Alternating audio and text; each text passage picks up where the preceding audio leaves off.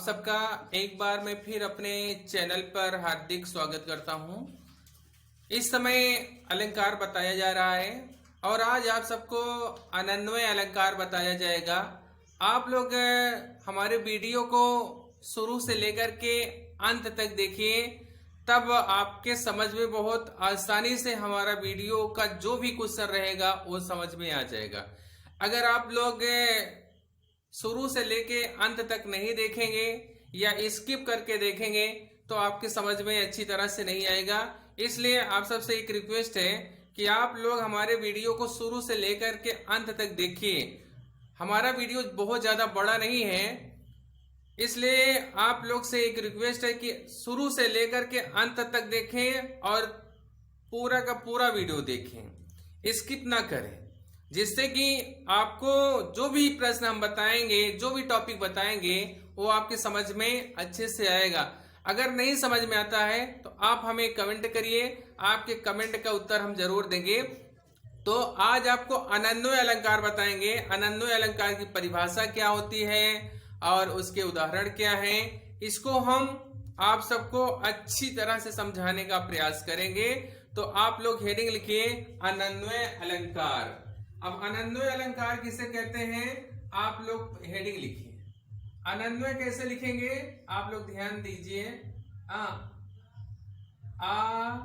फिर ना रहेगा, फिर आधा ना, फिर वाह, फिर या, ये हो जाएगा आपका अनन्वय। अब अलंकार आगे लिख दीजिए। तो हेडिंग हमारी हो गई अनन्वय अलंकार। अब इसका मतलब ये होता है कि अनन्वय अलंकार किसे कहते हैं। अब परिभाषा हम लिखते हैं। इसकी परिभाषा क्या है, जब उपमेय का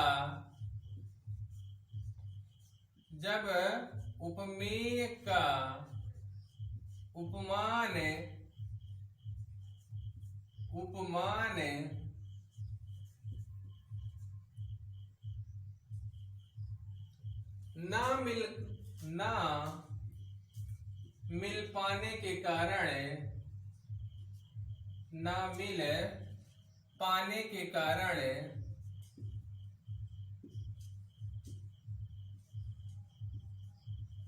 ना मिल पाने के कारण उपमेय को ही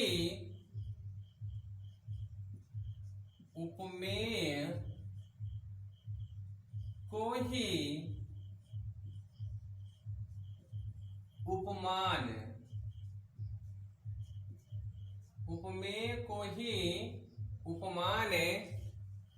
मान लिया जाता है।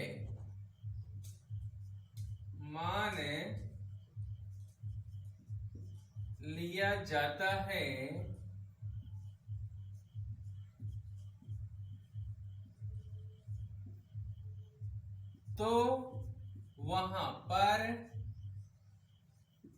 वहां पर अनन्वय अलंकार होता है। अनन्वय अलंकार होता है। ये आपकी अनन्वय अलंकार की परिभाषा है। जब उपमेय का उपमान न मिल पाने के कारण उपमेय को ही उपमान मान लिया जाता है, तो वहां पर अनन्वय अलंकार होता है। अब यहां पर प्रश्न ये उठता है कि उपमेय और उपमान क्या है। तो आप लोग इसे समझ लें, उपमेय और उपमान। अब उपमेय क्या है इसको अच्छे से समझें। उपमेय किसे कहते हैं, तो इसका मतलब होता है कि जिसकी तुलना की जाती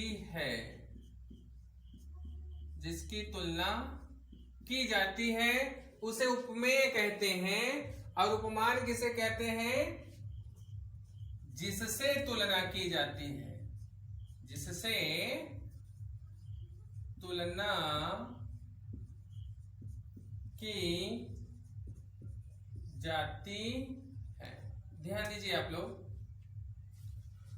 उपमेय का मतलब होता है कि जिससे तुलना की जाती है उसे उपमेय कहते हैं, और उपमान का मतलब होता है कि जिससे तुलना की जाती है। अब आपको उदाहरण हम बता रहे हैं, उदाहरण से आपको बिल्कुल समझ में आ जाएगा। यहां पर लिख दें उदाहरण।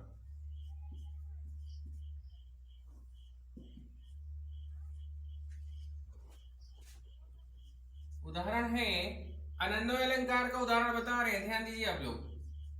भारत के सम भारत है, भारत है, भारत के सम भारत है। अब यहां पर देखिए क्या बताया गया है, भारत के सम भारत है, यानी कि भारत के समान भारत ही है। इसका अर्थ होता ये है कि हमारा देश भारत इतना सुंदर है कि इसकी तुलना हम किसी दूसरे देश से नहीं कर सकते हैं। अर्थात यहां पर हमारा उपमेय भारत है और इसकी तुलना अगर हम किसी से कर रहे हैं तो हमें मिल ही नहीं पा रहा है। भारत की तुलना करने के लिए हमारे पास कोई देश ही नहीं है। तो हुआ क्या,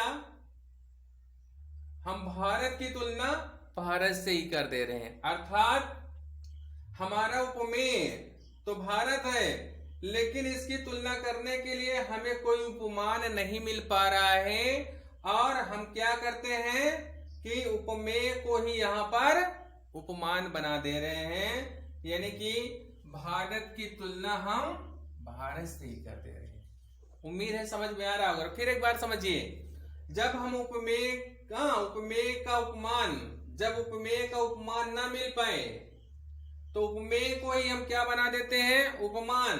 तो ऐसी जगह पर अनन्वय अलंकार होता है। यहां पर भारत की सम भारत है, हम भारत देश की तुलना अगर करते हैं तो तुलना करने के लिए हमें कोई देश नहीं मिल पा रहा है।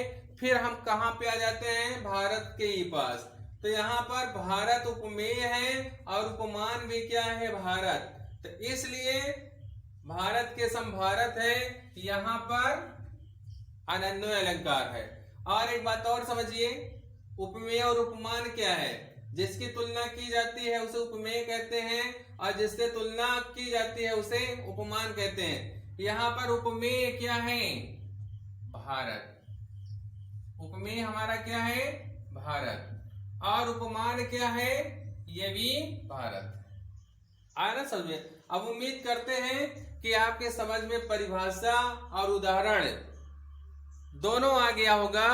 और एक उदाहरण हम और आपको बता दे रहे हैं, जिससे कि आपको और स्पष्ट रूप से समझ में आ जाए। तो उदाहरण नंबर यहाँ पर हम 2 कर देते हैं।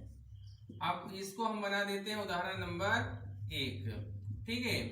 अब दूसरा उदाहरण है, राम से राम, राम से राम, सिया से सिया।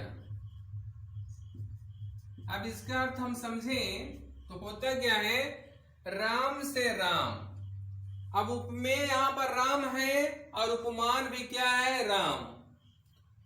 परिभाषा क्या है, जब उपमेय का उपमान ना मिल पाने के कारण उपमेय को ही उपमान मान लिया जाता है तो वहां पर अनन्वय अलंकार होता है। अब राम इतने अच्छे हैं कि उनके अलावा अगर हम उनकी तुलना किसी दूसरे से करना चाहते हैं तो मिल ही नहीं पाता है। फिर आकर कहां रुकते हैं, राम के ही पास।